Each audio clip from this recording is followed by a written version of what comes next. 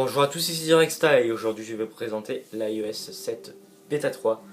Donc dans cette iOS 7, plusieurs nouveautés, corrections de bugs et quelques améliorations. On va voir ça tout de suite. Donc pour l'installation, ça prend à peu près 6 minutes pour ma part. Donc c'est pas très long. Donc ça va faire préparation de la mise à jour. Donc, vous avez juste à accepter les conditions pour l'installer, vérification de la mise à jour. Puis ça va commencer une barre de chargement, donc la barre de chargement ça va prendre au moins 10 minutes, puis après l'iPhone va redémarrer et vous serez sur la troisième bêta de l'iOS 7. Donc voilà, ça vient juste de redémarrer.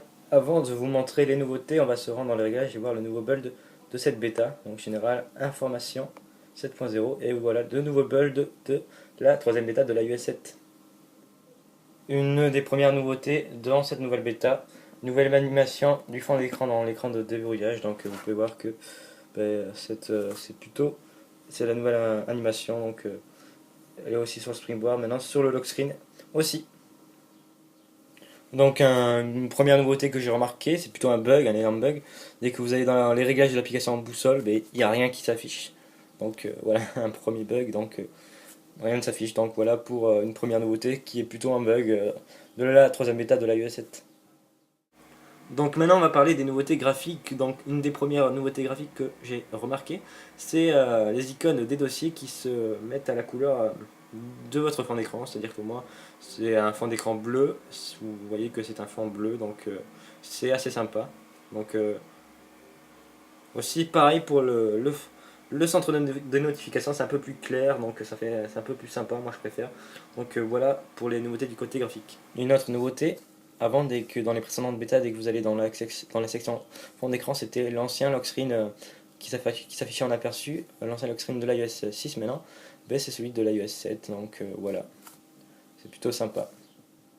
Après il y avait un bug sur le lock screen, si vous êtes possédeur d'un iPhone avec sur l'iOS 7 bêta, vous avez pu remarquer que dans la bêta 2, des fois l'heure s'affichait en centre, sur le centre, puis maintenant ce bug est fixé. Puis j'ai aussi remarqué une sorte de nouvelle animation sur le spotlight, ça part vers la gauche et puis ça affiche, voilà.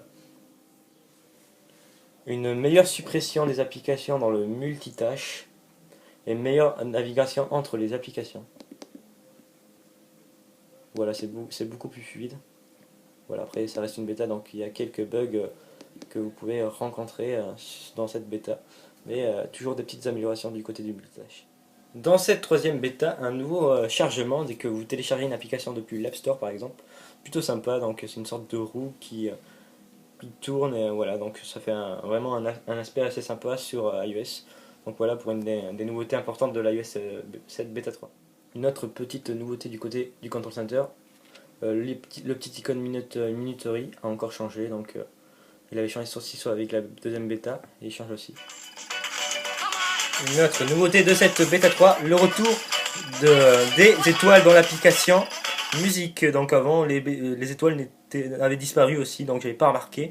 Maintenant vous pouvez renoter par des étoiles dans votre application de musique vos musiques favorites.